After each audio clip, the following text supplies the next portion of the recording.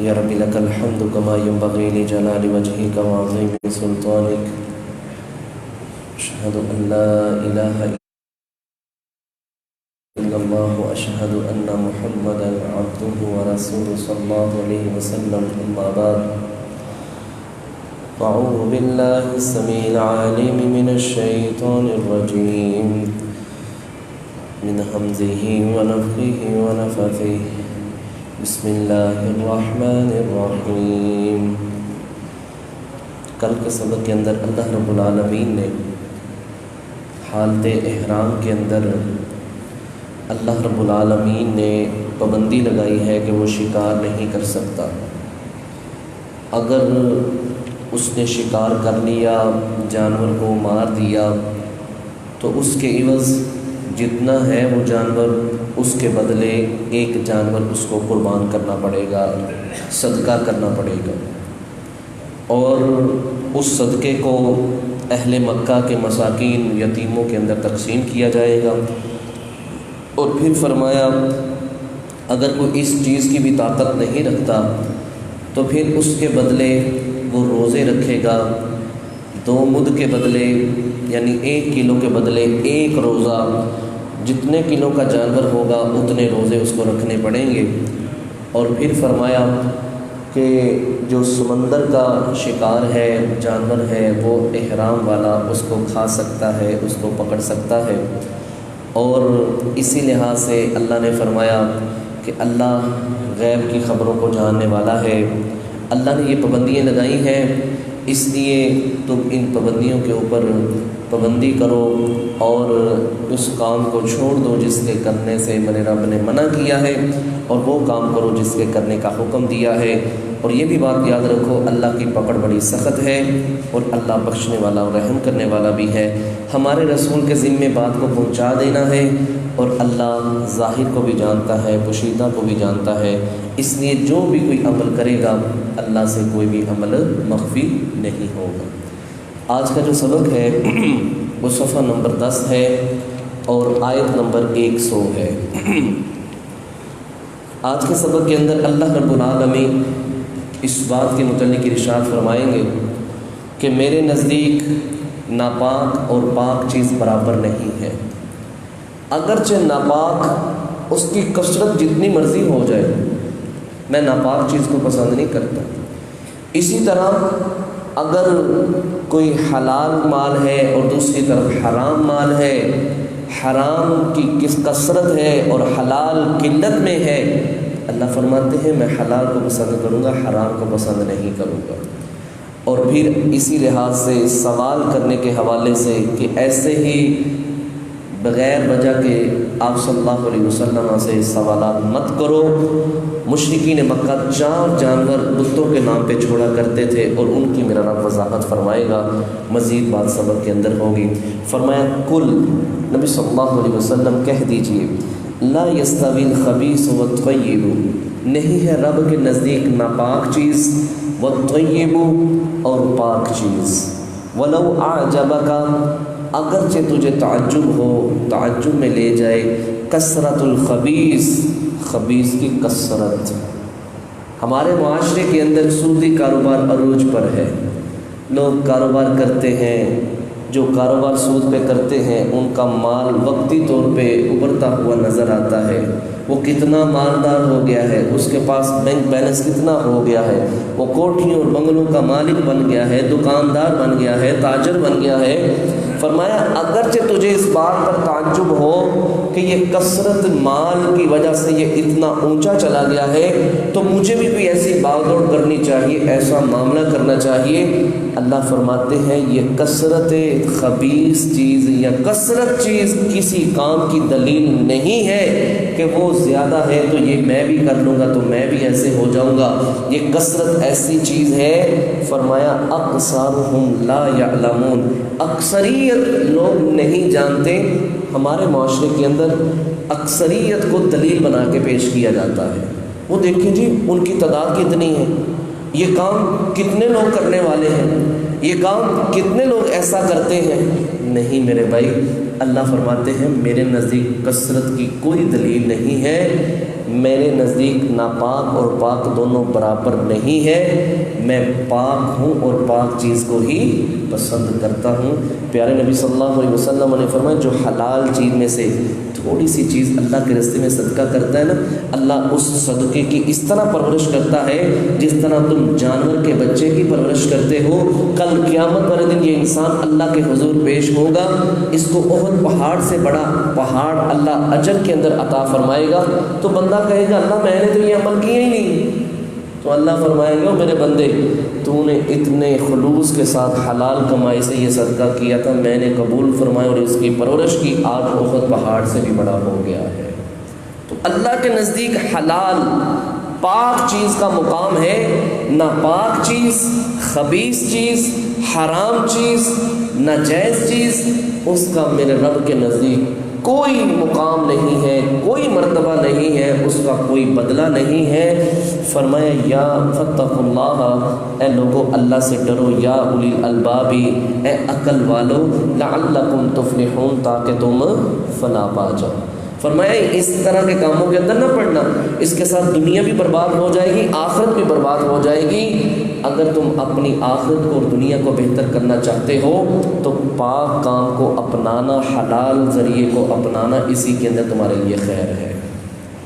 آگے جو آیت آ رہی ہے یہ اس حوالے سے ہے، نبی علیہ السلام نے ایک دن خطبہ ارشاد فرمایا، صحابہ فرماتے ہیں ایسا خطبہ دیا تھا کہ ہم نے اس سے پہلے ایسے الفاظ نہیں سنے تھے نبی علیہ السلام سے، اور ہر بندہ اپنی چادر سر کے اوپر لیے ہوئے رو رہا تھا کثرت کے ساتھ، آنسو بہا رہی تھی ہر آنکھ۔ اسی اسنا میں ایک بندے نے سوال کیا اللہ کے نبی صلی اللہ علیہ وسلم میرا باپ کون ہے؟ آپ صلی اللہ علیہ وسلم نے فرمایا تیرا باپ فلاں ہے۔ اس موقع پہ یہ آیت کریمہ نازل ہوئی۔ دوسری بات، جب نبی اسلام نے لوگوں کے سامنے درس دیا نا وَلِلَّهِ عَلَى النَّاسِ حِجُّ الْبَيْتِ مَنِ اسْتَطَاعَ إِلَيْهِ سَبِيلًا، لوگوں تمہارے اوپر حج کرنا لازم ہے جن کو میرے رب نے طاقت دی ہے، جسامت کے لحاظ سے یا پیسے روپے کے لحاظ سے اس کو حج کرنا چاہیے۔ ایک بندہ درمیان سے کھڑا ہوا کہنے لگا اللہ کے رسول ہر سال حج ہے؟ نبی علیہ السلام خاموش۔ فرمایا ہر سال حج ہے؟ نبی علیہ السلام چپ ہو گئے۔ پھر تیسری مرتبہ کہا نبی علیہ السلام ہر سال حج کرنا ہے؟ آپ علیہ السلام نے چوتھی مرتبہ فرمایا لوگوں میری بات سنو، اگر میں کہہ دیتا کہ ہر سال حج کرنا لازم ہے تو تم اس بات کی طاقت نہیں رکھ سکتے تھے، تو تمہارے اوپر ہر سال حج کرنا فرض ہو جانا تھا۔ اس موقع پہ یہ آیت کریمہ نازل ہوئی۔ کیا ہے حکم؟ کیا ہے؟ فرمایا یا ایھا الذین، اے لوگوں آمنو جو ایمان لائے ہو، لا تسألو نہ تم سوال کرو، ان اشیاء ایسی چیزوں کے متعلق، ان تبد لکم اگر وہ ظاہر کر دی جائے تمہارے اوپر، تسؤکم تو تمہیں ناپسند ہوگی، تم اس چیز کو اچھا نہیں جانو گے۔ اگر حج تمہارے اوپر ہر سال فرض کر دیا جاتا، ایسی مشقت تمہارے اوپر ڈال دی جاتی، نبی علیہ السلام نے فرمایا جب تک میں خاموش ہوں نا تم بھی خاموش رہا کرو، اسی کے اندر بہتری اور بھلائی ہے۔ اور اگر کسی بندے نے ایسا سوال کر دیا، مسلمانوں میں سے سب سے بدترین انسان اللہ کی نگاہ کے اندر وہ بندہ ہے جو چیز پہلے اس انسان پہ یا مسلمانوں پہ حلال تھی، پھر اس سوال کرنے والے کی وجہ سے اس چیز کو حرام قرار دیا جائے، یہ انسان سب سے بدترین انسان ہے۔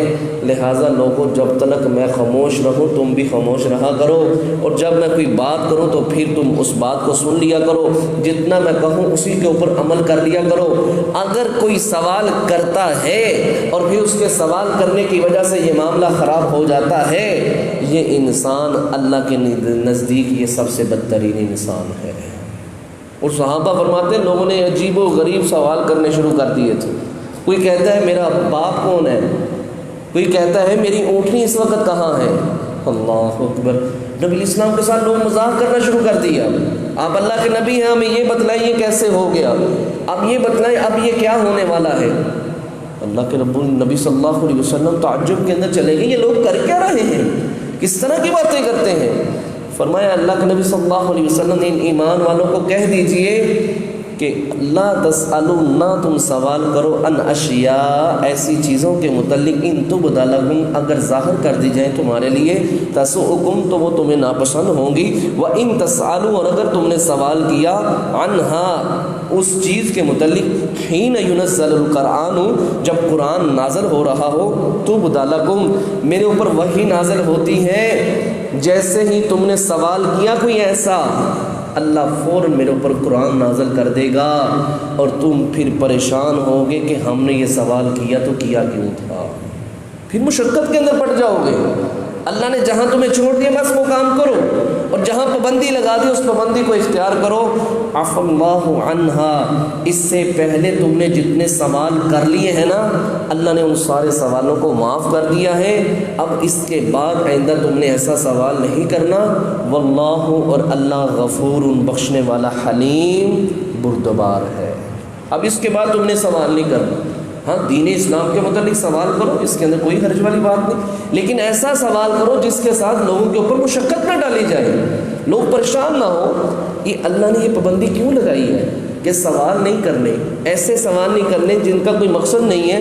اللہ اس کی وضاحت آگے فرماتے ہیں، قد تحقیق سألہ، سوالات کیے، قوم، ایسی قوم نے، من قبلکم، تم سے پہلے۔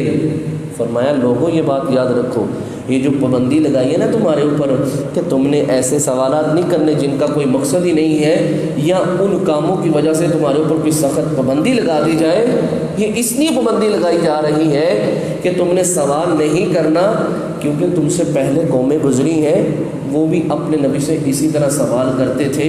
ثم اصبحوا بها کافرین، سوال کرنے کے بعد جو بھی اللہ ان کو حکم دیتا تھا، ان کے سوال کرنے کی وجہ سے اگر کسی چیز کو میرا رب حرام قرار دے دیتا تھا، پہلے وہ چیز حرام نہیں تھی، ان کے بار بار سوال کرنے کی وجہ سے اگر اللہ نے ان کے اوپر کسی چیز کو حرام کر دیا تھا تو وہ اس حرام کام کو حرام نہیں سمجھتے تھے بلکہ اس کام کو کر گزرتے تھے۔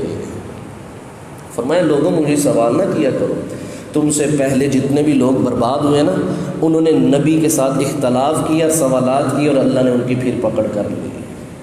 تو یہی بات اللہ سمجھا رہا ہے، ٹھیک ہے سوالات کرو لیکن کسی حد تک کرو، ایسے نہیں بلا وجہ سوال نہیں کرنے چاہیے۔ ہمارے معاشرے کے اندر بھی ایسے بے تک کے سوال چلتے ہیں جن کا کوئی معنی نہیں ہوتا، کوئی مقصد نہیں ہوتا۔ اچھا جی، وہ آدم علیہ السلام نے کون سا پھل کھایا تھا؟ آدم علیہ السلام کا نکاح کس نے پڑھایا تھا؟ عیسیٰ علیہ السلام کی شادی ہوئی تھی کہ نہیں؟ یہ کیسے سوالات ہیں؟ ان کا کوئی فائدہ نہیں۔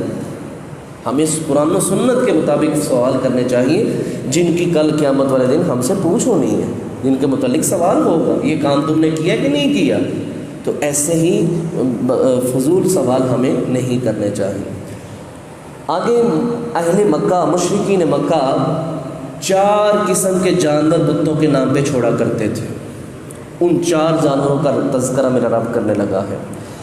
فرمایا ما جعل اللہ، نہیں بنائے اللہ نے، من بحیرۃ، کوئی بحیرہ نہیں ہے۔ بحیرہ ایسے جانور کو کہتے تھے جس کا دودھ بتوں کے نام پہ چھوڑ دیا جاتا تھا۔ اس کو دھوئیں گے تو بتوں کے لیے، اگر نہیں دھونا تو یہ بتوں کے لیے خاص ہے، اس کا دودھ نہیں دھویا جائے گا۔ نمبر 2 بات، ولا سائبۃ، سائبہ، یہ ایسا جانور جس کو بتوں کے نام پہ چھوڑ دیا جاتا تھا، اس کے اوپر وزن نہیں ڈالا جاتا تھا، کوئی سواری نہیں کرتا تھا، کوئی بوجھ والا مشقت والا کام اس سے نہیں لیا جاتا تھا، یہ اس کو آزاد سہولت دے کے چھوڑ دیا جاتا تھا۔ اب یہ آزاد ہے اور یہ بتوں کے نام پہ ہے۔ اور یہ بات یاد رکھیے، نبی اسلام نے فرمایا جب میں معراج کی رات جہنم کو دیکھا تھا نا، تو وہاں عمر بن عامر الخزائی، یہ خبیث انسان جہنم کے اندر اپنی آنتڑیوں کو پکڑ کے جہنم کے اندر چل پھر رہا تھا۔ صحابہ نے کہا اللہ کے رسول صلی اللہ علیہ وسلم یہ بندہ کون ہے؟ فرمائے یہ وہ شخص ہے جس نے سب سے پہلے سائبہ، بتوں کے نام پہ جانور سب سے پہلے اس شخص نے چھوڑنا شروع کیا تھا، اس کے بعد پھر دوسرے لوگوں نے شروع کر دیا تھا۔ یہ بنیاد بنانے والا سائبہ کی یہ لعنتی عمر بن عامر تھا جس کو میرے رب نے جہنم کے اندر دردناک عذاب کے اندر مبتلا کر دیا۔ نمبر 3 بات، ولا وسیلۃ، نہ ہی وسیلہ۔ وسیلہ ایسے جانور کو کہا جاتا تھا، ایسی اونٹنی جو پہلی مرتبہ بھی اور دوسری مرتبہ بھی مادہ، نر نہیں مادہ، مؤنث، 2 مؤنث کو جنم دے دے، پہلی مرتبہ بھی اور دوسری مرتبہ بھی، ان دونوں کے درمیان کسی نر کو وہ جنم نہ دے۔ جب اس طرح دو اکٹھے مادہ کو پے در پہ وہ جنم دیتی تو ایسی اونٹنی کو وہ بتوں کے نام پہ چھوڑ دیا کرتے تھے۔ اب اس کے ساتھ نہ کوئی وہ کہہ لیں کہ دودھ اس کا دویا جاتا تھا، نہ اس کو اپنے لیے خاص کیا جاتا تھا، بلکہ اس کو بتوں کے نام پہ ازاد چھوڑ دیا جاتا تھا۔ نمبر 4 ولا حامل، اور نہ ہی حام۔ حام ایک ایسے نوجوان سانڈ اونٹ کو کہا جاتا تھا جو ان کی ایک حد مقرر تھی کہ وہ اتنی اونٹنیوں کو حاملہ کر لے گا تو پھر اس کے بعد اس کو بتوں کے نام پہ چھوڑ دیا جائے گا۔ یہ 4 طرح کے جانور اللہ فرماتے ہیں نہ ہی بحیرہ، نہ ہی سائبہ، نہ ہی وسیلہ اور نہ ہی حام، ہم نے کوئی جانور ایسا نہیں بنایا تھا، ہم نے تو سارے جانوروں کو ایک جیسا ہی پیدا کیا تھا، ہم نے کسی کا کوئی نام نہیں رکھا تھا، ہم نے کسی کے متعلق کوئی دلیل نہیں اتاری تھی کہ اس جانور کو فلاں بت کے لیے چھوڑنا ہے، اس جانور کو فلاں بت کے لیے چھوڑنا ہے۔ پیارے نبی صلی اللہ علیہ وسلم نے ایک بندے کو دیکھا، اس کے کپڑے پھٹے پرانے اور جوتا بھی نہیں ہے۔ نبی علیہ السلام نے بلایا، فرمایا اللہ کے بندے تیرے پاس اللہ کا دیا ہوا مال نہیں ہے؟ کہنے لگا کیوں نہیں، اللہ کے صلی اللہ علیہ وسلم سب کچھ ہے۔ فرمایا کیا ہے تجھے تیرے پاس؟ کہنے لگا اونٹ بھی ہیں، بکریاں بھی ہیں، گھوڑے بھی ہیں، زمین بھی ہے۔ تو فرمایا تم نے اپنی حالت کیا بنا رکھی ہے؟ اللہ اس بات کو پسند کرتا ہے کہ جس کے اوپر میں نے احسانات کیے ہیں کہ اس کے بدن پر بھی احسان کے نشانات نظر آنے چاہیے۔ چل جا اچھے کپڑے پہن جا کے۔ پھر اس کے بعد نبی علیہ السلام نے اس بندے سے سوال کیا، تیرے ہاں اونٹ ہیں، بکریاں ہیں، تو نے دیکھا ہے کبھی کسی جانور کا کان کٹا ہو؟ اللہ نے کسی جانور کو سائبہ بنایا ہو؟ اللہ نے کسی جانور کو بحیرہ کہا ہو؟ فرمایا نہیں۔ فرمایا یہ تمہارے جیسے لوگوں نے بعد میں یہ سب کچھ کیا تھا، اللہ نے تو سب جانوروں کو ایک جیسا پیدا کیا تھا، لہٰذا یہ نظر و نیاز اللہ کے لیے ہے۔ اللہ فرماتے ہیں بحیرہ کسی بت کے لیے نہیں، سائبہ کسی بت کے لیے نہیں، وسیلہ کسی بت کے لیے نہیں، حام کسی بت کے لیے نہیں۔ یہ سب کچھ اگر نظر و نیاز ماننی ہے تو اللہ وحدہ لا شریک کے لیے ماننی ہے۔ تم کسی غیر اللہ کے لیے کسی جانور کو چھوڑ نہیں سکتے۔ اور دکھ کے ساتھ یہ بات کہی جاتی ہے، وہ لوگ یہ چیزیں بتوں کے نام پہ چھوڑا کرتے تھے، جاہلیت کا زمانہ تھا، مشرکین تھے، لیکن آج بھی یہ جہالت ہمارے معاشرے کے اندر عام پائی جاتی ہے۔ آپ نے دیکھا ہوگا اکثریت گائیں آوارہ پھرتی ہیں، کسی نے کچھ نہیں اس کو کہنا، ان کے سینگ کے اوپر سبز رنگ کا کپڑا باندھا ہوگا، کوئی ٹاکی باندھی ہوگی، کوئی ایسی چیز باندھی ہوگی، کوئی نشانی خاص ہوگی، یہ جی بابا جی کی گائیں ہیں، اس کو کچھ نہیں کہنا، وہ چاہے جو کچھ مرضی بیڑا غرق کر جائے زمین کا، جو کچھ مرضی کر جائے، جو کچھ مرضی کھا جائے، بابا جی کی گائیں ہیں، اس کو نہیں کچھ کہنا۔ یہ وہی چیز ہے، وہ بتوں کے نام پہ چھوڑتے تھے، یہ قبر والوں کے متعلق چھوڑ دیتے ہیں، وہ بتوں کے نام پہ چھوڑتے تھے، یہ بابا جی کے نام پہ چھوڑ دیتے ہیں۔ فرق بس نام کا ہے، عقیدہ، ذہن، نظر و نیاز سب کچھ وہی ہے۔ تو میرا رب کہتا ہے وَلَٰكِنَّ الَّذِينَ، اللہ کہتے ہیں نہ صاحبہ، نہ وسیلہ، نہ حام، وَلَٰكِنَّ الَّذِينَ، لیکن وہ لوگ کفروا جنہوں نے کفر کیا، یفترون، انہوں نے باندھا ہے، اللہ الکذب، اللہ کے اوپر جھوٹ باندھا ہے۔ اللہ نے کوئی وسیلہ، صاحبہ، وسیلہ، حام نہیں بنایا، یہ سب کچھ انہوں نے اپنی طرف سے بنایا ہے، سب کچھ یہ کرنے والے خود ہیں۔ تو فرمایا ایسا کام کیوں کرتے ہو؟ یہ سب کچھ اللہ کے اوپر جھوٹ باندھتے ہیں۔ اور میرے پیارے بھائیوں یہ بات یاد رکھیے، نبی علیہ السلام نے فرمایا جس نے مجھ محمد صلی اللہ علیہ وسلم کے اوپر جان بوجھ کے جھوٹ باندھا اس کا ٹھکانہ جہنم ہے، اور جو اللہ پہ جھوٹ باندھے گا اللہ اس کو کتنا سخت عذاب دے گا، اس کا آپ کی شمار ہی نہیں کر سکتے۔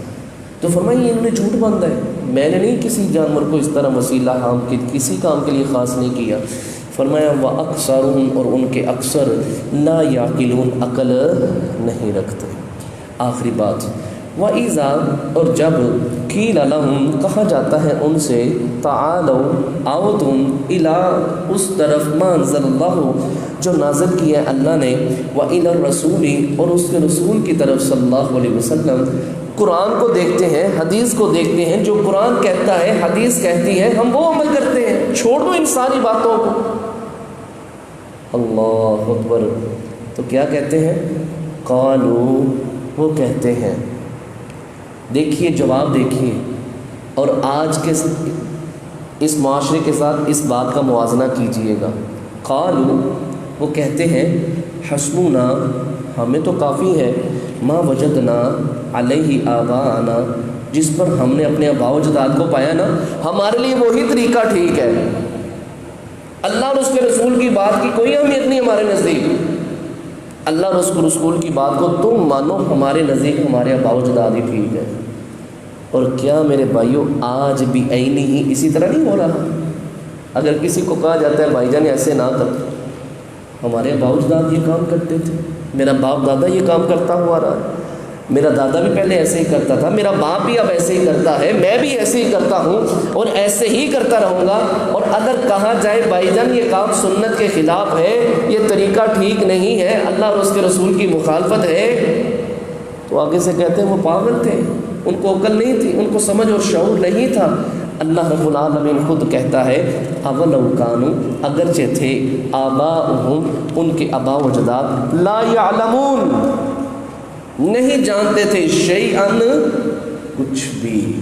یہاں میرے رب نے جاننے کا لفظ بولا ہے، اور سورۃ البقرہ دوسرے پارے کے اندر میرے رب نے لا یعقلون کا لفظ استعمال کیا ہے کہ ان کو عقل شعور نہیں تھی، ان کو پتہ نہیں تھا، وہ دین اسلام کو نہیں جانتے تھے، وہ جاہلانہ زندگی گزار رہے تھے۔ اس کا کوئی مطلب نہیں کہ وہ جس طرح کرتے رہے ہیں وہی دین ہوگا، یہ کوئی بات نہیں ہے۔ فرمایا لا یعلمون، وہ نہیں جانتے تھے، شیئا، کچھ بھی، ولا یہتدون، اور نہ ہی وہ ہدایت یافتہ تھے۔ اگر ہدایت یافتہ ہوتے تو پھر صراط مستقیم، قرآن اور حدیث کو اپناتے ہوئے صراط مستقیم پر چلتے۔ اس کا مطلب یہ ہے اگر وہ قرآن و حدیث کو نہیں اپنایا انہوں نے تو وہ صراط مستقیم پر نہیں چل رہے۔ اگر تم اپنی اصلاح کرنا چاہتے ہو اور اپنے آپ کو صراط مستقیم پر چلانا چاہتے ہو تو تمہیں قرآن و حدیث کی پیروی کرنی پڑے گی، اور اسی کے اوپر تمہارے لیے خیر ہے، اسی کے اندر اللہ نے خیر رکھی ہے، اور یہی رستہ انشاءاللہ جنت میں لے جانے والا ہے۔ اگر تم نے اس رستے کی مخالفت کی تو پھر یہ بات یاد رکھو تم کبھی بھی صراط مستقیم کو نہیں پا سکو گے۔ تو یہ تھا میرے بھائی آج کا سبق، جس کے اندر اللہ رب العالمین نے ناپاک چیز اور پاک چیز اللہ کے ہاں برابر نہیں ہے، اور نبی الاسلام سے سوال کرنے کے حوالے سے اور پھر جانوروں کو نظر و نیاز کے حوالے سے پیش کرنا یہ صرف اللہ کی رضا کے لیے ہے، کسی غیر اللہ کے لیے نہیں کر سکتے، اور صحیح طریقہ اللہ اور اس کے رسول کا طریقہ ہے۔